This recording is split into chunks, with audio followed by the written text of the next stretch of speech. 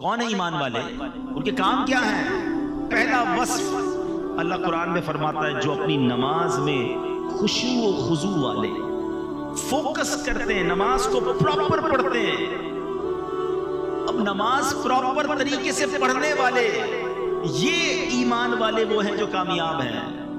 بڑی تعداد تو نماز ہی نہیں پڑھتی ہے، خشوع و خضوع تو بات کی بات ہے نا۔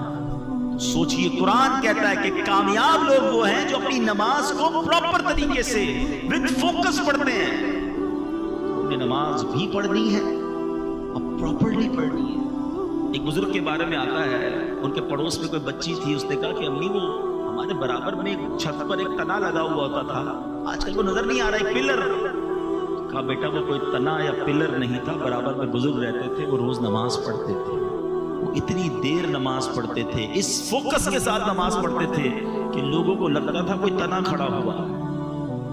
لیکن آج تو نماز میں یہ حال ہے کہ دھیان کہیں ہے، دل کہیں ہے، اتنی تیزی سے لوگ نماز پڑھتے ہیں کہ سمجھ ہی نہیں آتی کیا پڑھا اتنی دیر میں۔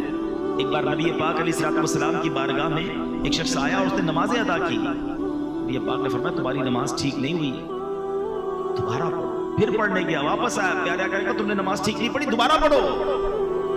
پھر آیا پیارے آقا نے تیسری بار اس سے کہا دوبارہ پڑھو۔ کہا حضور مجھے ایسے ہی آتا ہے، میں نے تو سیکھی ایسے ہے۔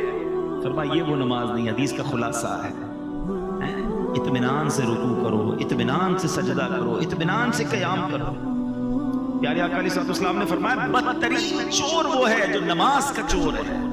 نماز کو مذاق نہ بنائے، نماز یہ اللہ کی بارگاہ میں حاضری کا وقت ہے، اس کو اہتمام کیجئے، اس کو گویا سیلیبریٹ کیجئے۔ مثال کے طور پہ آپ کو وزیر اعظم بلا لیں، کوئی وزیر اعلیٰ بلا لیں، کوئی منسٹر بلائے، کتنا تیار ہو کے جاتے ہیں، پورے محلے کو پتہ چل جاتا ہے کسی بڑی دعوت میں جا رہے ہو تو اتنے پرفیوم لگا کر، اتنے عطر لگا کر لوگ نکلتے ہیں، وہ والے کپڑے استری کروں گا، وہ والے جوتے پہننے، یار یہ تو پچھلی دعوت میں پہن لیے تھے، اب ذرا دوسرا کلر پہننا ہے، سب اہتمام ہے۔ نماز پڑھتے وقت نہ لباس کا خیال ہے، نہ صفائی کا خیال ہے، نہ توجہ ہے۔ اپنی نماز کی حفاظت کریں، پراپر طریقے سے پڑھیں۔ ایک میں فارمولہ بھی بتا دیتا ہوں۔ کچھ لوگ کہتے ہیں یار نماز پڑھتے ہیں تو دھیان کہیں اور ہوتا ہے۔ جو چٹکلا مشہور ہے نا کہ ایک شخص تھا، وہ اس کی جماعت چلی گئی، عشاء کی جماعت، دکاندار تھا، وہ رونے لگا۔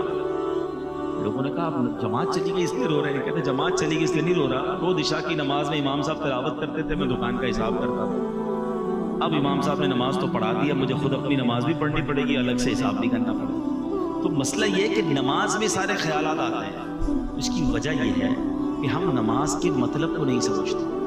اگر نماز میں جو تلاوت کرتے ہیں نا اس کو ترجمے سے پڑھ لینا ایک بار۔ میں اس کا ایک مشورہ دیتا ہوں، جو چاہتے ہیں کہ نماز میں دھیان نہ بٹے، تو ایک فارمولہ یہ ہے کہ آپ 30واں پارہ، قرآن پاک کا 30واں پارہ اور سورہ فاتحہ، اس کو پراپر ترجمے اور تفسیر سے 2-3 بار پڑھ لیں۔ میں آپ کو مشورہ بھی دے دیتا ہوں، تفسیر قرآن صراط الجنان، یہ موبائل فون پر بھی موجود ہے، انٹرنیٹ پر اس کی اپلیکیشن بھی موجود ہے، ڈاؤن لوڈ کر لیں، منگوا لیں، 2-3 بار پڑھ لیں 30واں پارہ۔ آپ یقین کریں آپ کی زندگی مزیدار ہو جائے گی، کیونکہ نارملی امام صاحب 30ویں پارے سے ہی کوئی نہ کوئی سورت تلاوت کر رہے ہوتے ہیں۔ اب جب وہ سورہ فاتحہ پڑھیں گے نا تو آپ کو پتہ چل جائے گا بات کیا ہو رہی ہے۔ اب جب وہ آخری پارے کی کوئی آیت تلاوت کریں گے آپ کو اندازہ ہو جائے گا کہ قبر کا ذکر ہے، حشر کا ذکر ہے، نعمتوں کا ذکر ہے، جنتوں کی بات۔ واللہ میں آپ کو دل کی بات بتاؤں کہ جو قرآن کو سمجھتے ہیں نا، اچھا قاری تلاوت جب کر رہا ہوتا ہے نا تو دل نہیں چاہتا امام صاحب رکوع میں جائیں، جی چاہتا ہے اللہ کی اور باتیں سنائیں۔ کلام اللہ کو کیا سمجھتے ہو؟ یہ اللہ کا کلام ہے، تو کلام اللہ کو ایک بار ترجمہ تفسیر سے پڑھ لیں، کم از کم ایٹ لیسٹ 30 پارہ پڑھ لیں، تو آپ فوکس ہونا نماز میں شروع ہو جائیں۔